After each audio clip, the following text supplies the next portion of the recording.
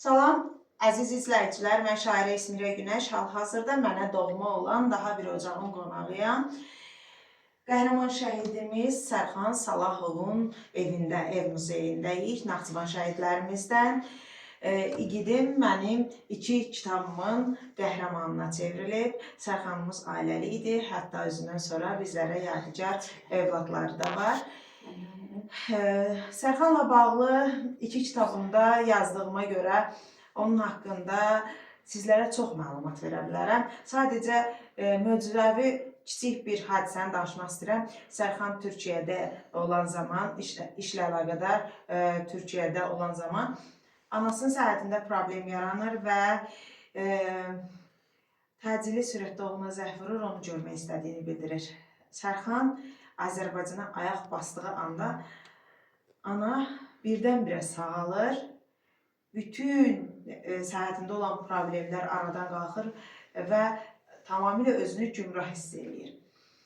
Və ana oğlu ilə bağlı xatirələrini danışarkən də vurğuladı ki, sanki bir möcüzədir. Mən elə bilirdim ki, son nəfəsimdə, amma Sərxanın gəlişini hiss eləyəndə elə bildim həyata yenidən qayıtmışam. Elə həmin vaxtdan da Sərxanımız artıq xarici ölkəyə getməkdən imtina edir və anasının yanında olmağa qərar verir.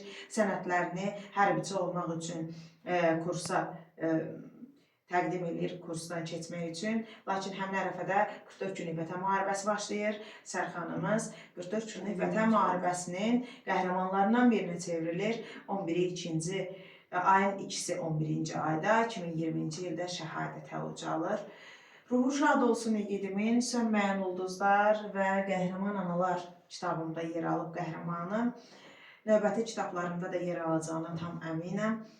Hal-hazırda onun görüşəsinə təşəkkürnamə ilə gəlmişəm. Dəmir Yumruq Alfa Cəmiyyətinin Azərbaycan Respublikasının Ali Baş Komandanı Qalib Sərkərdə Cənab İlham Əliyevin rəhbərliyi ilə torpaqlarımızın işğaldan azad olunmasında haqq savaşı, Vətən müharibəsinə göstərdiyi şücaətə görə şəhidlik zirvəsinə ucalaraq şəhadətə qovuşan, zəfər gününü bizlərə yaşadan şəhid Salahov Sərxan Həsənqulu oğlu Dəmir Yumruq fəxri diplomuna layiq görülür və şəhid ailəsinə təqdim olunur.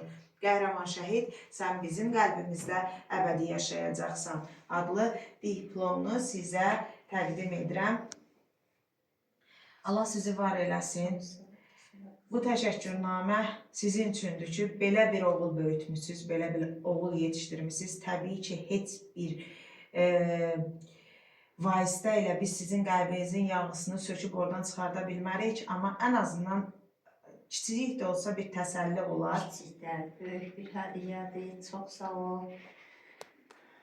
Qələmin kit olsun, bundan belə davamlı olsun. Sərxanı yaddan çıxartma, kitabları hamısında yer almasını istəyirəm.